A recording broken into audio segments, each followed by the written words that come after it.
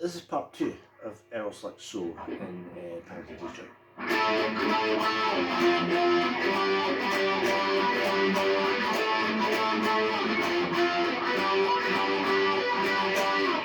You may remember we ended on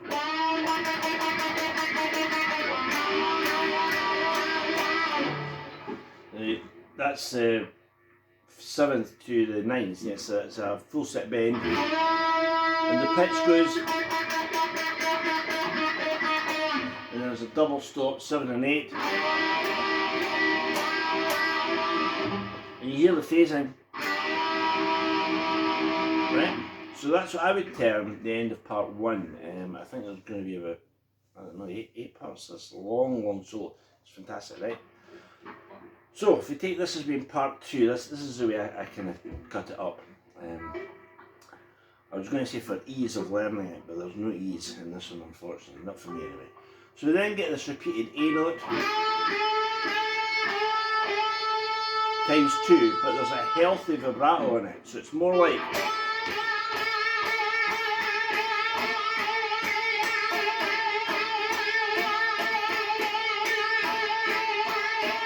right, so you've got the bend up to pitch, then the vibrato.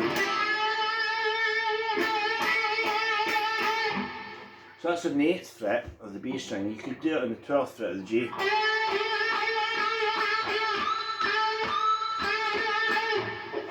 Whatever you want, right? After it's done that twice, there's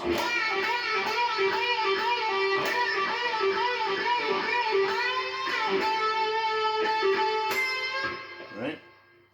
Next bit. So it all gets wild, right? So this, that's the 10th fret in the B or 14th in the G.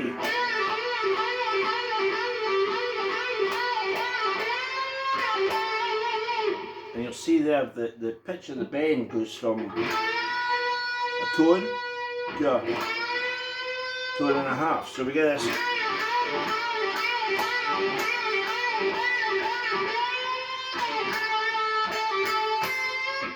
Right?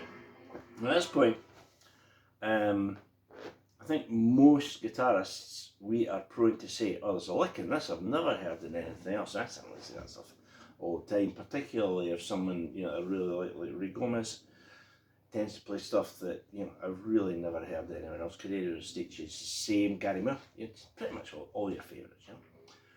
So after this, if we're on the B string, we're going 10, 8, 10.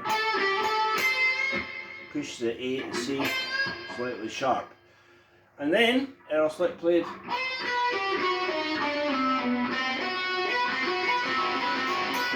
Right, so first of all, there's a line that I don't want to get overly modal or technical in this. There's a line that you could say is coming off a Dorian,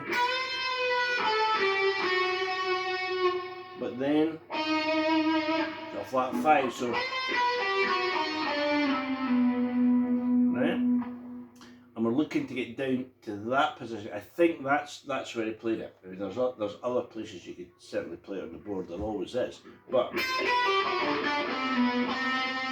so once you get down,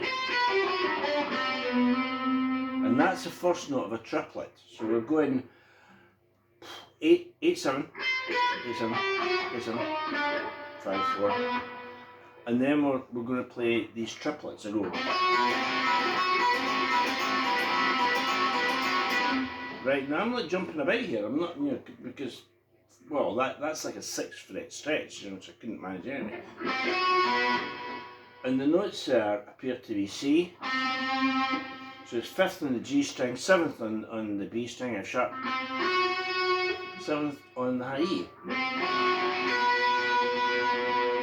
Now, viewers with a nervous disposition, that's the bit that people go, whoa! But to me it sounds absolutely fantastic, and it sounds really different, and it's in this absolutely hellacious solo, so it gets 10 out of 10 for me. So Earl then plays this repeated. Once you've got in position to hit that C, we then get this triplet. Right. 1, He reverses it.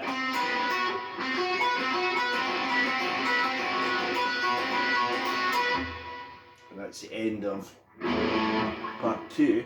Part 3, when we get to that, is going to be sort of Jimmy Page like double stops and the climbs, right? I think we've done pretty well to get part 1 and 2. One little very quick note.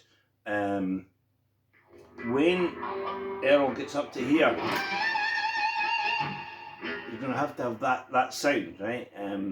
I hate saying you will need a phaser or something or an amp with a phaser, but you will need this kind of. So we've got the vibrato. So we've got the bend, the vibrato rather, and the phaser, right? And then there's a bit in the next section where he plays with the pitches a bit.